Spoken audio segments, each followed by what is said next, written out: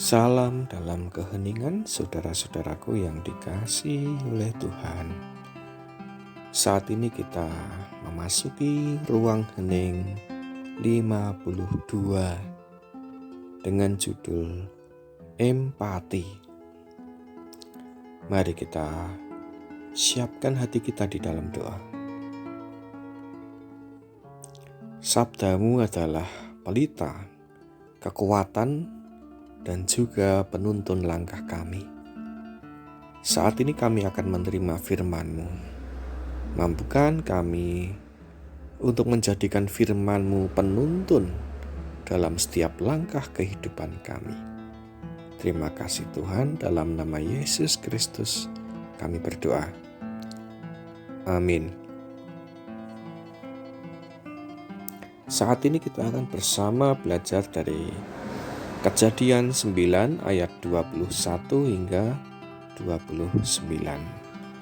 Kejadian 9 ayat 21 hingga 29. Demikianlah sabda Tuhan. Setelah ia minum anggur, mabuklah ia dan ia telanjang dalam kemahnya. Maka Ham, bapa Kanaan itu, melihat aurat ayahnya, lalu diceritakannya kepada kedua saudaranya di luar. Sesudah itu Sem dan Yafet mengambil sehelai kain dan membentangkannya pada bahu mereka berdua. Lalu mereka berjalan mundur. Mereka menutupi aurat ayahnya sambil berpaling muka, sehingga mereka tidak melihat aurat ayahnya.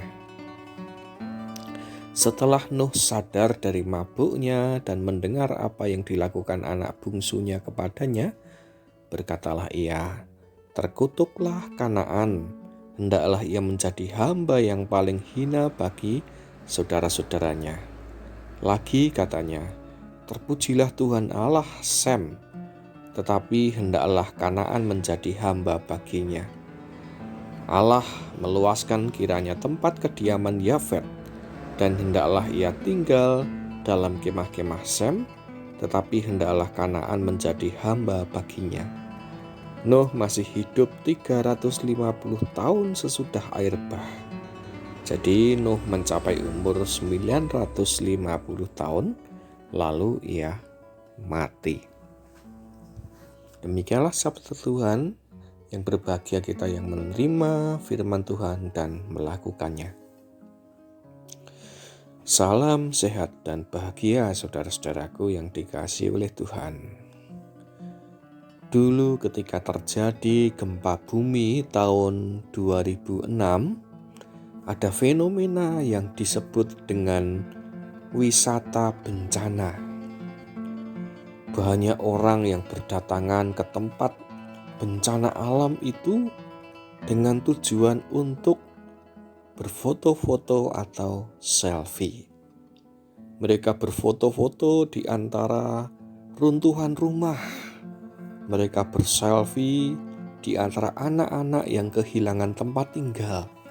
Mereka berfoto-foto dengan ibu-ibu yang sedang tenggelam dalam kesedihannya. Mereka yang berwisata bencana hanyalah berfoto-foto saja, tanpa memberikan bantuan ataupun pertolongan bagi mereka yang terkena dampak bencana alam. Manusia terkadang begitu egois dan tidak memiliki rasa simpati, apalagi rasa empati. Seorang anak Nuh yang bernama Ham, ketika melihat Nuh mabuk dan kemudian telanjang, tidak segera menolong Nuh, tapi malah menceritakan kejadian yang dianggapnya lucu ini kepada saudara-saudaranya yang lain. Ia melihat kejadian ini adalah hal yang lucu, dan ketika menceritakan kepada saudara-saudaranya, Ham terkesan ingin mempermalukan Nuh, ayahnya sendiri. Rasa iba dan empati muncul dari diri Sem dan Yafet. Mereka langsung mengambil kain dan menutup aurat ayahnya. mereka mencoba menjaga kehormatan ayahnya. Saudara-saudaraku yang dikasihi oleh Tuhan,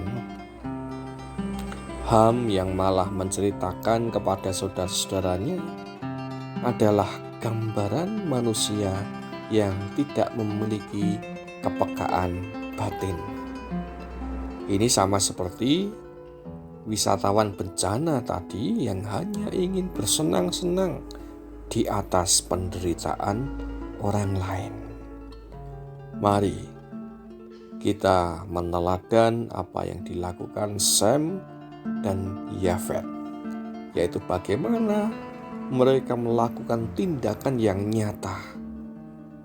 Mari kita tumbuhkan rasa simpati dan terlebih rasa empati kita untuk membantu sesama kita yang membutuhkan. Amin. Mari kita bersatu di dalam doa. Mampukan kami Tuhan untuk memiliki rasa simpati dan juga bagaimana kami memiliki empati kepada sesama kami, sehingga kami tidak hanya berdiam diri saja, sehingga kami tidak menjadi beban, tapi kami bisa menjadi berkat bagi sesama kami. Mampukan kami Tuhan seperti halnya Sem dan Yafet yang mencoba untuk menjaga kehormatan Nuh sebagai ayah mereka. Mampukan kami untuk melakukan tindakan yang nyata, melakukan aksi yang nyata, yaitu mewujudkan kasih bagi sesama kami yang membutuhkan. Firman yang kami terima kiranya dapat menjadi penuntun dalam kehidupan kami dan terang dalam langkah hidup kami. Kami saat ini menyerahkan Tuhan apa yang menjadi rancangan kami, apa yang menjadi harapan-harapan kami. Kami serahkan keluarga kami ke dalam tuntunan-Mu. Kami serahkan kehidupan bergereja kami ke dalam kuasa-Mu. Dan kami serahkan kehidupan bersama di tengah-tengah masyarakat ini ke dalam kasih setia-Mu yang senantiasa memberikan damai sejahtera. Terima kasih Tuhan, kami panjatkan doa ini, kami serahkan ungkapan syukur kami dan permohonan kami ini hanya dalam nama Tuhan kami Yesus Kristus. Kami berdoa dan juga kami berserah. Haleluya. Amin.